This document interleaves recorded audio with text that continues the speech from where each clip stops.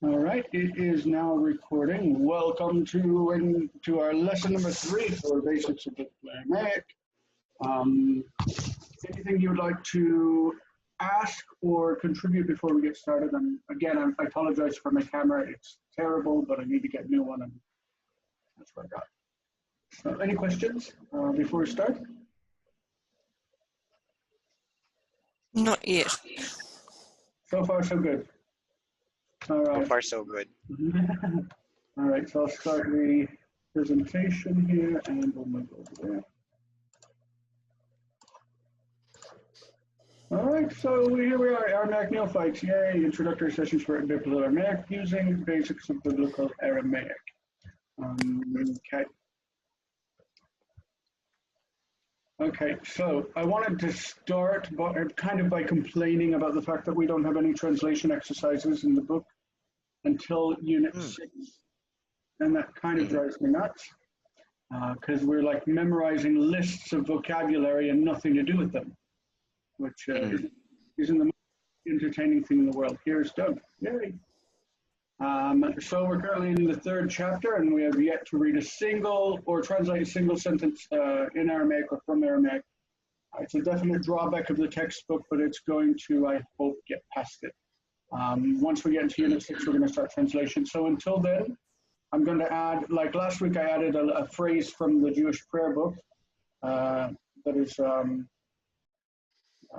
the Siddur. I added a phrase in Aramaic, and we went over that real quick last week. So I'll try to add something like that, or a biblical verse that we can translate. This week I put a verse from Ezra.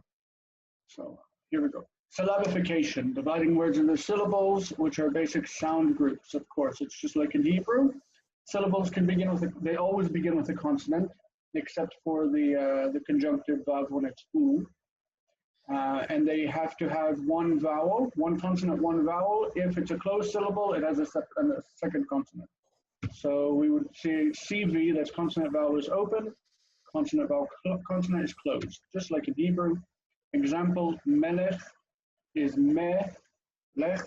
The structure is consonant vowel and consonant vowel consonant.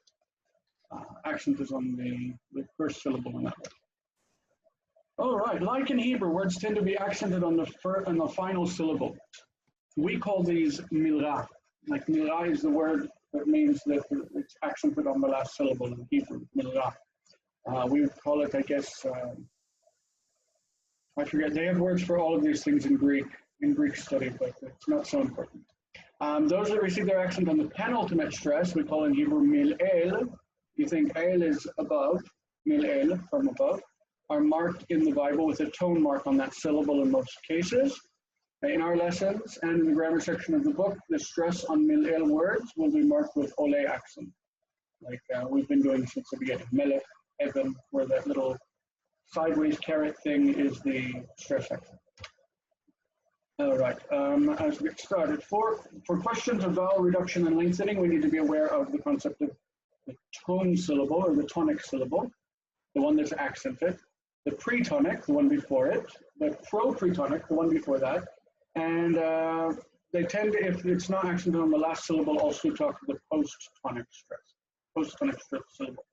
So the book, our lovely textbook, divides the name Nebuchadnezzar, should have an accent on there, I'm sorry, in the following way.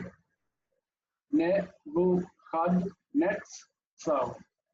Notice that the dagesh in the tzadi means that the letter is doubled. Nebuchadnezzar. And that's the structure of opening closed syllables right there. Not so important, but that's what we're looking at. So notice that the tzadi here has dagesh forte, so it both closes the previous syllable, netz, and opens the next syllable, tzara. I'm sure you're already aware of this from your study of Hebrew. Dagesh forte represents a doubling of the letter, and dagesh lene does not, and it shows up only in beged kefet letter, which you probably learned as begad kefat. In Israel, we say beged kefet, it's the same thing.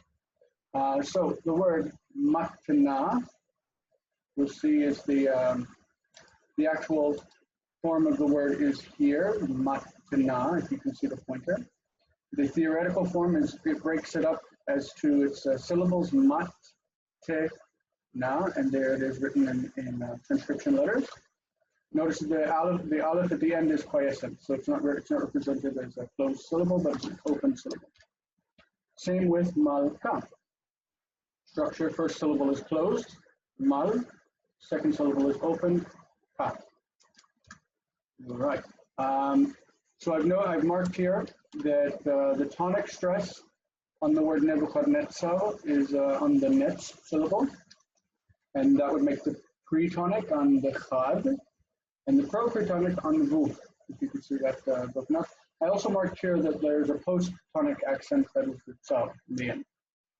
Okay, looking at the word matna, we have the tonic, pre-tonic, pro-pre-tonic, and in the word malka, it's only two syllables, it's tonic and pre-tonic. All right, no problem, right? No questions? This is easy, right? I think you should be saying, oh, this is no problem. But you're all muted. This is good. Okay, no problem. So the rules of Sheba are as in Hebrew. Rule number one, that if you have two Shebas together that are like, it's not the first one closing a syllable, they're two vocal Shebas, they will resolve one being Chile. Like le shmaya becomes li shmaya.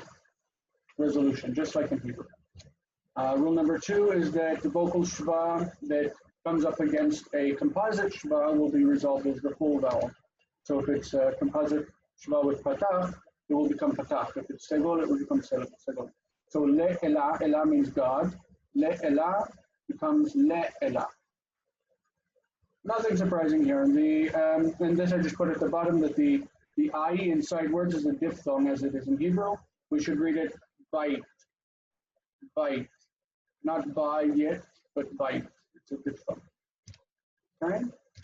So pronounce and syllabify. This is the exercise at the end of the chapter. My goodness, we flew through that information. That was really quick because I don't think there's much to go over. I feel like this book is really slow. That it devotes entire chapters to things that should be a section in the chapter. Okay. Anyway, pronounce and syllabify. What we're going to do here is the exercise from 3.12. It's 3.12. It's on page 19 of the book. We're going to pronounce the word and then pronounce it broken up as if it's in syllables. So this word is arioch. We're going to read arioch. Two closed syllables. Arioch. Okay, so Catherine, you got a big one. You want to read that one and identify the syllables? Sure.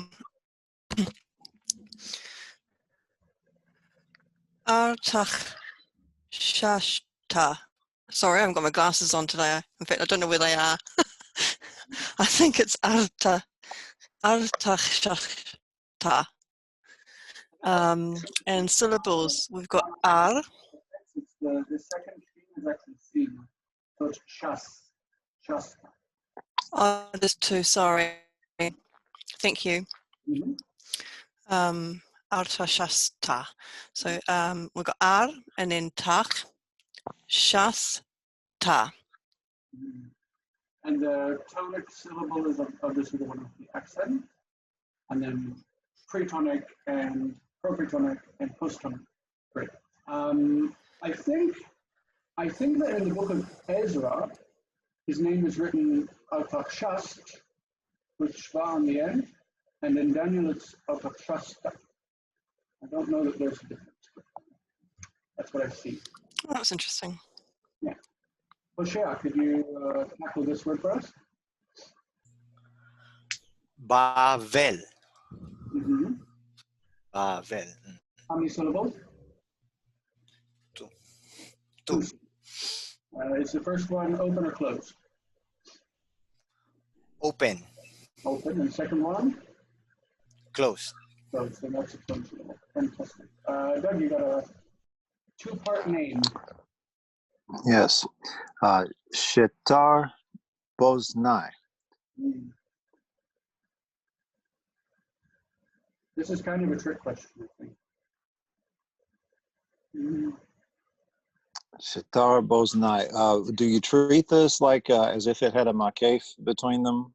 No, we're gonna treat it as two sections, but I don't think it would matter really.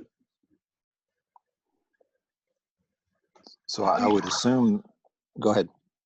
Oh, the question is how you divide up words with Shabbat, like vocal Shabbat. Yes. Two different Yes. counts. Well, I'm marked it here treating the vocal schwa like a reduced vowel and giving it a syllable. So I have she, tar, and then bo, ze, nai. I would totally agree with that. If that's biblical Hebrew, I would totally agree that the she, tar, bo, ze, nai. What I've seen in the little Aramaic that I've read is that they really do have long vowels and closed syllables that are unaccented. And I'm not sure why. So I would read it technically as shtar boznai, like boz instead of bozenai. But that's just what, we'll run into it in the next list of words in just a few minutes. Sure. Could you pronounce that one more time, Jason? Right now. In this one, we're running. So this one will kind of influence what we think of the one you just did. Joanna, do you want to give us this one? Sure. Beltash. Oh gosh, that's interesting. Beltashetza. Mm-hmm. Yeah. Okay, so we've. Ultimate. Sorry. The stress is ultimate. Okay. Beltashetza. It goes up Right. on the end. Yeah. Okay, so how many syllables do you count there? So is bell one? Yeah, it has to be. Right? I would read. Yeah, I would read bell as one, and then te has to be another. So it's got to be a vocal schwa, and then you've got sha. I'm guessing that's quiescent, and then. Yeah. Oh, but that's got to be a Duggish forte, doesn't it? Yeah. So is that a shuts and then a division and then sa? Yeah. Right. So Cool. the quiescent aleph really has zero value there. It's really just sitting there for no reason. So shuts. Much. So we've got bell, te, shuts, so 4 syllables. Yeah. All right. But what we see in that, the problematic thing is that we have a closed syllable in the beginning of the word, and that has to be closed. In Hebrew, that shere would reduce to segol. This would be bel with segol. But in Aramaic, apparently it stands in a long vowel and a closed syllable, which is why it makes me wonder about boznai being a closed syllable on the beginning. I think it is. I don't think it's bozenai. I think it's boznai. The next one is similar to the previous one. What's that? I have a question. Yes, sir. I have a question about the shots syllable. So you have a consonant, vowel, consonant, Mhm. because you have an aleph there, or you Yeah. don't consider the aleph. Ignore the aleph. The aleph is there to represent the ah sound, but it doesn't have its own value. Okay. And the same as with the next one, where we have bel, shuts, saw. Bel, shuts, saw. And the saw is the final, this is the accent from the end. 3 syllables, all 3 of them closed. Bel, shuts, saw. Okay. What do you make of the next one, Daniel? Or Daniel, Doug, because I'm looking at the word Daniel, sorry. Yes. Yes. Daniel, and I've got da, and then ni, and I see a Dagish forte in the yod, so dividing that there, and then the L, or Yale. Da, ni, Yale. It's really funny because this word, it seems to be pointed incorrectly, but that's how it is. You would expect it to be da, ni, el, and el to the tzere to be on the aleph. Da, ni, el, God is my judge, but this is how they point it everywhere. Even in Hebrew, that's how it's pointed. All right. Where did we go to? Catherine? I actually do have a question on this one. I mean, I'll give it a go first, and then you can possibly see where my question goes. So it's Darya S. So are we looking on the last syllable? The stress. No, it's about whether that's a modal lectionis, like is that a quiescent It's vowel?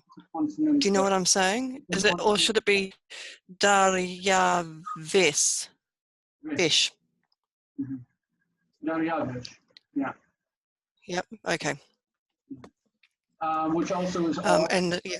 that would mean that that's also a closed syllable on the beginning with a long vowel. Dar, Yep. ya, vish. Vesh. Yep. So there must not be the problem in Aramaic of having a closed syllable with a long vowel that we have in Hebrew. Okay, Hoshea. Yehud. Mm-hmm. Yehud. So ye, first syllable.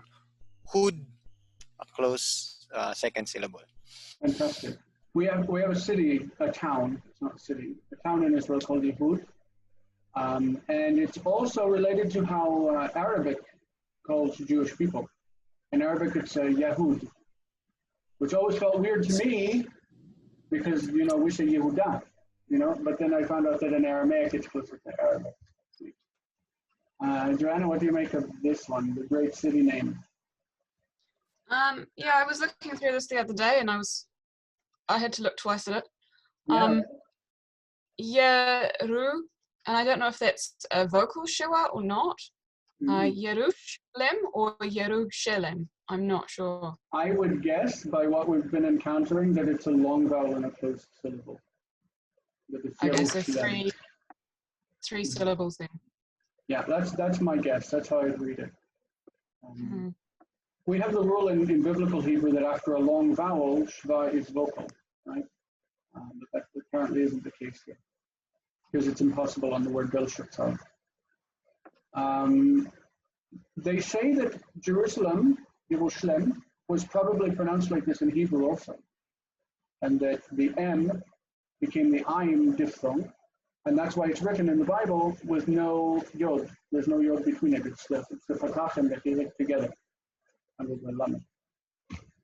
Interesting. Doug, what we got here? It's the same. Yisrael.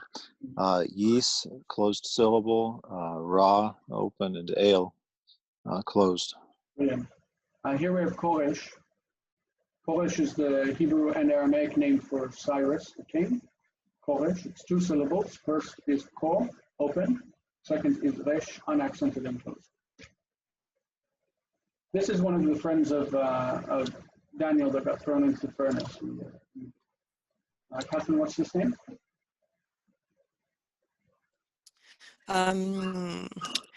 Meshach. Close. The first syllable has sorry, say again. The first syllable. So it's two syllables. The mem and the yod, and then shak is the second syllable. So the first one is Meshach. Yep. Meshach. It's funny because I think in English we're used to saying Meshach. Shadrach, Meshach, and Abednego, but it's Meshach. It's a little bit different pronunciation. This is the great king that conquered Jerusalem. Hosea, how do you pronounce his name and how many syllables? Nebukadnezzar. I typed the wrong vowel. Let me fix this. I feel bad having that there. Sorry, just 1 second. His name it's Vu, not Vo. I typed it incorrectly. Okay, and now we're back. I'm going to share the screen in just 1 second.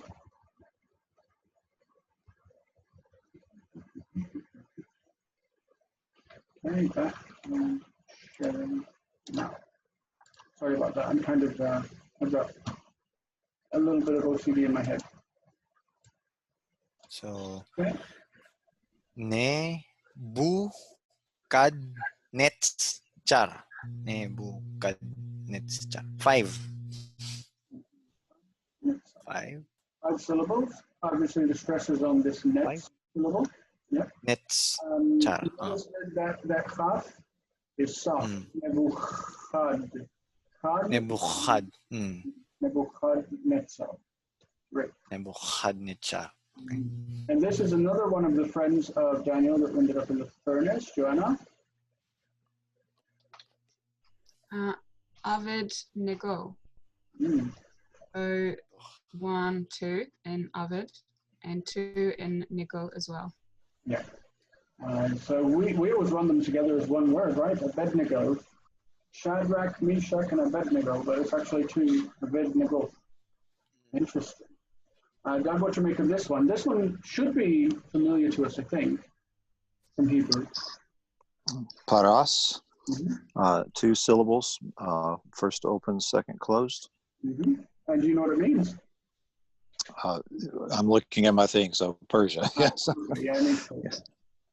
It's still the word that we would use for Persia. The Persian language is called Farsi, and it's related to this as well. We call it Farsi.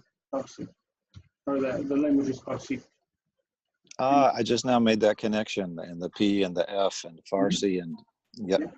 Yeah, that clicked in too for me. We've got a lady in class that speaks Farsi and duh.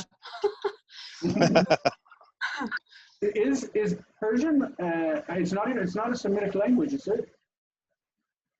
Like it's written in the Arabic alphabet, but I don't think it's a Semitic language itself. I don't know. Oh no, something to look into. So I think this is mine. This is a personal name. It's Rechum. Rechum. I need to start trilling my R's for Aramaic. I don't do it for Hebrew, but we need to do it for Aramaic. Rechum. Rechum is 2 syllables, re and chum. So it's open, closed. Oh my goodness, Catherine, you get another one of Daniel's friends. Shadrach, 2 syllables, shad and rach. That's perfect. We are back to Hosea. This is a scribe who was accompanying Rechum. Rechum is the official, and this guy is his scribe. And they were reporting to King Artaxerxes that he needed to stop the Jews from building the city of Jerusalem, Nebuchadnezzar, or Israel. Hosea, how do we say this name here?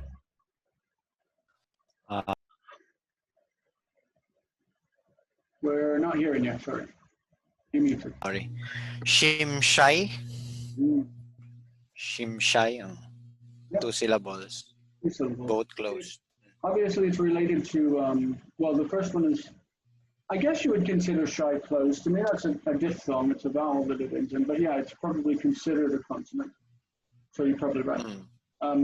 Obviously, it's related to Shemesh, sun, right? Sun. The sun. All right, here we go. We are back to Joanna. I get the fun ones. I'm not sure if that's Tutnai or Tatinai, because it's got the Line, or is that the Forte, because it's a big Ad Kafat letter. Yeah, the first one would be obviously Line, but the second one is following a vowel. When it follows a vowel, it has to be Forte. Okay? So technically, it should be a vocal shabbat. Tat, te, nai. Right. So 3 syllables, yeah? Okay, wonderful. This one is for Doug. Kasdai, and two syllables, both closed. Yeah, I would ask what that meant, but obviously you have your book in front of you. It's the Chaldean, right? Yes. We're on the gentilic names right now. So Yehudai is a person from Yehud. It's a Judean or Jew. I don't know how we would consider, I don't know when the idea of Judean as a title became Jew as a title. I don't know when it went from people who belong to the area or the region of Judea to people who belong to the ethnic and religious identity of Judaism.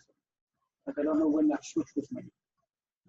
But I would assume that we should probably translate it as Judean. a person from Judea. Catherine, I think the next one is yours. Sure. Madai, 2 syllables, ma and dai.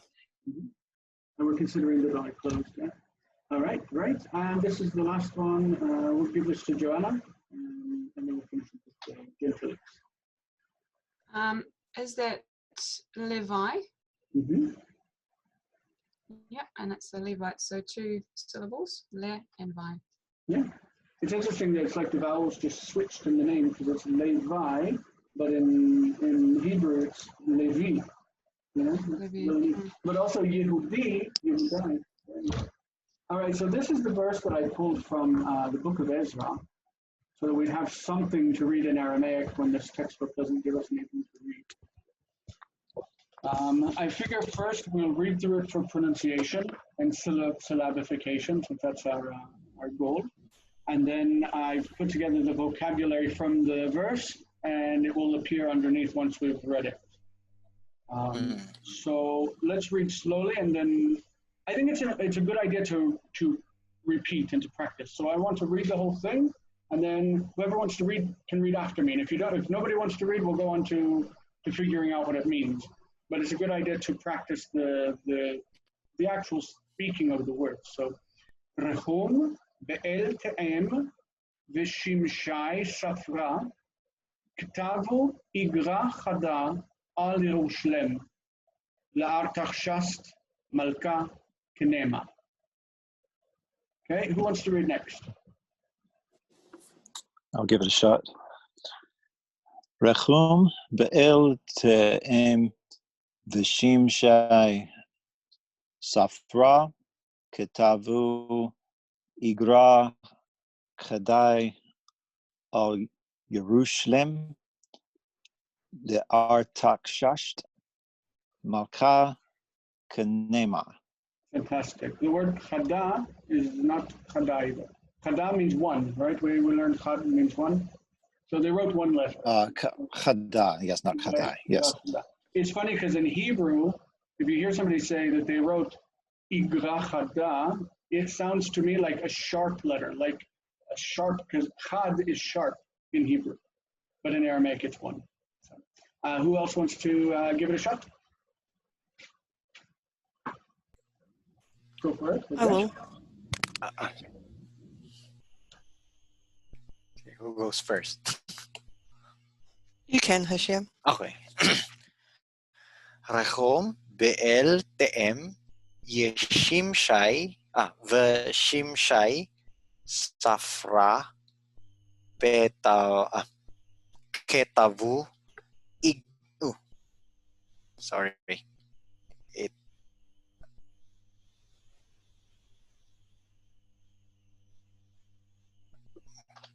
You're muted, Jason.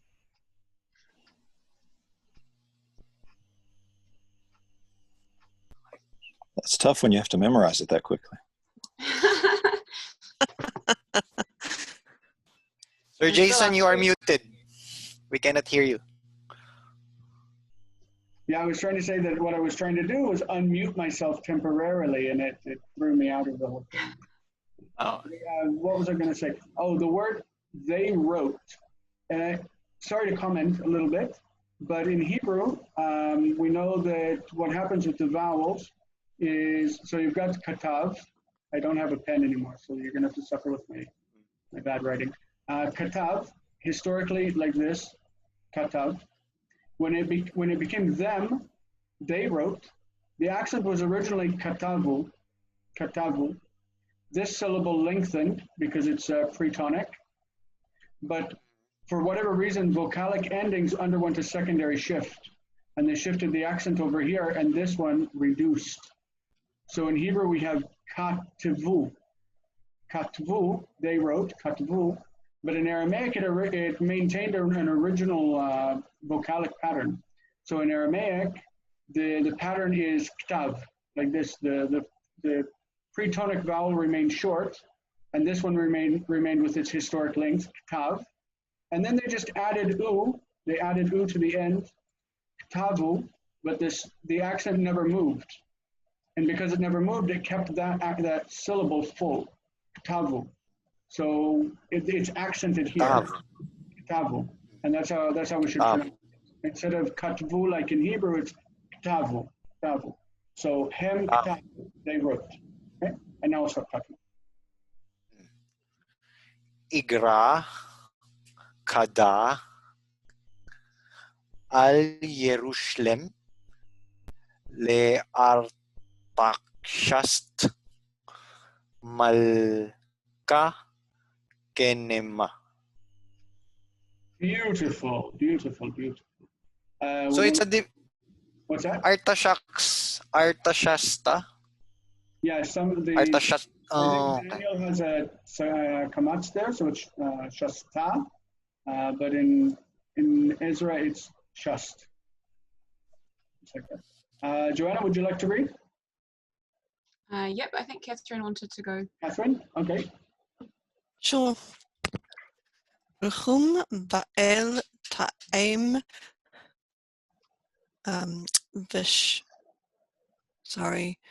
Vishimshei Safra Ketavu Igra Chada al Yerushalim La'artachshasta Malcha Kanema.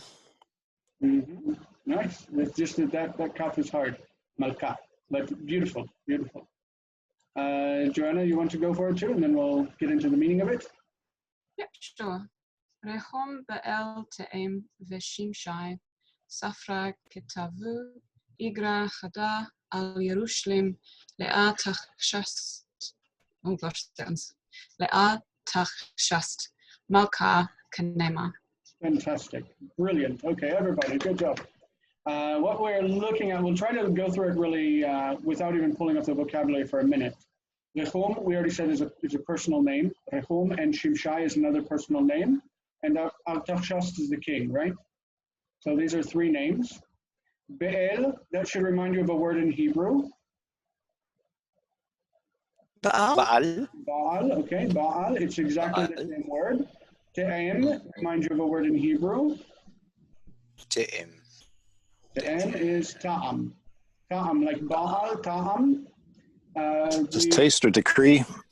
Yes, in Hebrew it means more like taste. It's less decree. But in Aramaic it's much more, it's decree. So Be'el Te'em is the owner of decree. What that means is he's an official. He has a decree from the king that he serves with for him. So that's a title or a position, yeah. Belteem. It's his position, Be'el Te'em. So Rechum is his name, Be'el Te'em is what is his position. And then the next person, Shimshai, holds the position of Safra. Safra. Writer? Yes, he's a scribe. In Hebrew, you would have Sofer. Sofer is a scribe. Sofer. What happens is that we know that Sefer is a book in Hebrew. In Aramaic, the book is Sfar. Remember, we ran into this in the first chapter, Sfar. What happens is this is the noun, a book. The cholam is a result of the Canaanite shift, the Canaanite vowel shift. So a long O is represented in Aramaic as a long A. Sa. And then the segol is, or the tzere is like the patach. So safar is actually a participle. Just like sofer is a participle, it means writer or writing, person writing. Safar is exactly like sofer. So safra is the article on the end. It's just like saying ha-sofer in Hebrew, or ha-sofer. So it's the scribe. Okay, so we've got Rechum Be'el Te'em, the Shimshai Safra. There's the verb ktavu, they wrote. Igra Chada, we've already said is one letter. They wrote one letter. I think the word one here is losing its force. It just means a letter. Jason, on the Be'el Te'em, could that be something like a spokesperson, or more of an enforcer of the decree, or? It might be. It might be. He's the one who holds the decree of the king. The king gave him the order, and he can go out and say, you need to do this and you need to do that, because he has the king's decree. He's the official of the king. People have to listen to him. So we've got one letter that they wrote, and Al Yerushalem could be against Jerusalem or concerning Jerusalem. It's probably concerning. They wrote a letter about Jerusalem to Artaxerxes, the king. Kinema means thus, like they're about to tell us the letter that he wrote. Kinema is like lemor. Lemor. Yeah. So these are the vocabulary words from the verse. This is from chapter 4, verse 8 of Ezra. So I just marked that these three names are proper names. Rechum, Shimshai, and Artaxerxes. Belteem is the official. Safra from Safal, scribe. Ktav is he wrote, and Ktavu is they wrote. Igra, Hada, one. Malka is for Melech with the determiner on the end, and Knema, thus.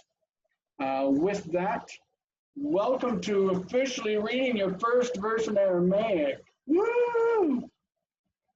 Do you have any questions about that? I don't know where we are on time because I can't see my clock.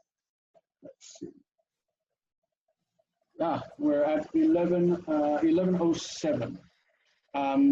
I know that Catherine's going to need to go because she's got some things she needs to take care of. This is really all the material that I think we needed to cover for the chapter. If there are no questions, we can call it and just work on for next week. If there are questions, we can entertain them. We can also, if you want, open up the Bible and just start reading for pronunciation's sake. I don't know if you want to do that. I have a question about Kinema. Is that nun from nasalization, or like would it be usually lemor or amar, or what is going on to make that SEC? It's its own word, but I'm not sure what it comes from. There are a few words that we're going to run into. Like I've started to read the book of Ezra, and we run into a lot of words like ke'an, just ke'enet, like words that I have no idea where they came from, but they all mean like this. But I haven't gotten to that point yet. I'm also still beginning. Because it could come from nun, couldn't it? Like to utter or to an utterance. I don't know. I don't know. Okay, I'm curious. I quite like the etymology thing. So yeah, it's something we could keep our eyes open for as we move forward. If it's used anymore, and try to figure out where it came from. If you got access to a dictionary that might give that information, it would be useful too. Cool. So what do you feel like doing? Yeah, I have a question, sir. Mm-hmm. So the verb is here. I remember from Hebrew that the verb usually starts at the beginning of the sentence. Is this a usual Aramaic syntax, or this is emphatic? I don't think there's anything. I think the word order in Aramaic is going to be much closer to English. That is, it's like subject, verb, object. I think that's, from what I've read, there's nothing that flips it around. Thank you, sir. I was just reading in Noonan's new book on advances in biblical Hebrew and Aramaic, and he was talking about that there wasn't anything really clear about Aramaic having a definite word order from the biblical corpus, at least. Yes. So. Yeah. I don't anticipate this textbook taking too long to work through. Like it's not too many chapters. It's 21. So I don't think it would take too long to work through. I am 22. I am interested in going into Targumic Aramaic after this. I don't know if anybody would like to go into that, but I've got some textbooks and stuff on it. So I don't know. But we might consider it at the end if we get through this and we're able to read Daniel and Ezra pretty well and say, wow, this is cool, we like it, we want more. Then we can like maybe look at Genesis and the Targum and start reading some Aramaic in there. Very good. All right. Sir, you talked about another textbook after this one. What is that again? Oh, I have a few on the Targum, so we'd have to choose something. Okay. Have information about them later on. We're not close to that point right now. We're going to start chapter 4, and we've got to get up to 22. But like I said, I just don't anticipate it taking long. This book seems to be pretty simplified. All right, with that, so we'll meet again next week. Yeah. Okay. All right. Chapter 4. Thank you. Chapter 4. Thank you. Just read some Aramaic from the Bible or from the back of the book. Anybody wants to just stay on? I better disappear and get my kids ready for school. But thank you very much. Yeah, thank you, very much. Jason. That was awesome. My pleasure. Thank It's good you. to see you guys. Does anybody want to stay? Yep. I'm good either way. Okay, well, we can hang out. I'd be glad to stay and read. O'Shea, you want to hang out and read some? I really think that Ezra is a better place to start than Daniel. I think it's more comprehensible. It's talking about beasts and kingdoms and all of that stuff is difficult, but I don't have any problem talking about what was happening during Ezra and Nehemiah's time. So Ezra starts in the back of the book on page 206. I think I'll let the recording go, and we'll just hang out without recording. Look what we've done. So I'm letting it go. Back of the Hi, book. recording.